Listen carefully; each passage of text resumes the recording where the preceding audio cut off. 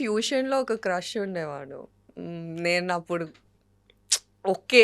అంతేం అందంగా లేకుండే. But that guy was 6 feet tall, handsome guy. అతని కోసం యాక్చువల్లీ నేను స్కూల్ నుంచి జల్దీ వచ్చేదాన్ని. నా డాన్స్ క్లాసెస్ ఎగ్గొట్టేదాన్ని. జల్దీ వచ్చి balcony same school I mean వేరే స్కూల్. నా బాల్కనీ ఆపోజిట్ ఉంటుంది స్కూల్. సో అతను జస్ట్ ఒక గ్లాన్స్ కోసం నేను పరిగెత్తుకుంటా బాల్కనీకి వెళ్ళి చూసేదాన్ని. అబ్బా కనిపిస్తాడా ఈరోజు అని. మళ్ళీ అతను నాకన్నా 3 years పెద్ద.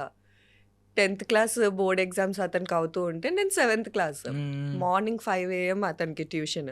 నాకేం పని అక్కడ, ఇంట్లో కూర్చోవచ్చు కదా, పడుకోవచ్చు కదా. అతని కోసం నేను వెళ్ళేదాన్ని ట్యూషన్కి. మా డాడీ ఏమో అమ్మ మా కూతురు ఎంతో చదివేస్తుంది. కాదు ఇది తెలుసా, ఎప్పటికైనా తెలిసిందా ఎప్పటికైనా? ఇది ఈ రోజు తెలుస్తుంది మా డాడీకి ఎందుకు లేపింది ఇది అసలు. అంటే నిజంగా మేము అబ్బాయిలు అందరూ చాలా ఇలాంటి లవ్ దొరుకుద్దా అని సినిమాలో చూస్తాం కదా. మజిలీలో సమంత గారి క్యారెక్టర్ ఉంటుంది యంగ్ వర్షన్ లో. ఈవెన్ ప్రేమ కథ చిత్రంలో ఒకటి ఉంటది, నందిత గారు సుధీర్ బాబు వెనకాల పడతా ఉంటారు. సో ఇలాంటి రోల్స్ ఉంటాయా అని రియల్ వరల్డ్ అని అనుకుంటా ఉంటాం. రియల్ వరల్డ్ లో ఉన్నాయి అయితే?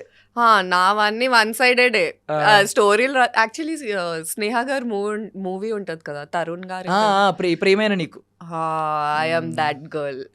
ఓకే, ఇయర్స్ క్యారీ చేసి లాస్ట్ చెప్పకుండా అలా ఉంటా. నేను ఇప్పటికీ అతనికి తెలియదు, అతనికి తెలియదు నాకు అతను అంటే ఇష్టం అని. I don't think so he would watch it also. Is not a Telugu guy. Okay, Telugu ఎక్కడ అంటే గుజరాతీ. ఓకే, గుజరాతీ చూడేమో. రీసెంట్ గా ఒక సినిమా చూసానండి, విత్ లవ్ అని, తమిళ సినిమా, తెలుగులో వచ్చింది, డబ్ అయింది. సో అందులో ఏంటంటే సేమ్ కాన్సెప్ట్, చిన్నప్పుడు ఎక్స్ప్రెస్ చేయలేని లవ్ అలా ఉండిపోద్ది మైండ్ లో అని, పెద్ద అయ్యాక ఎక్స్ప్రెస్ చేద్దాం, అప్పుడు పెళ్ళి అయిపోద్ది, పిల్ల పుడతా, బాబాయ్ పాప పుట్టుద్ది ఆమెకి.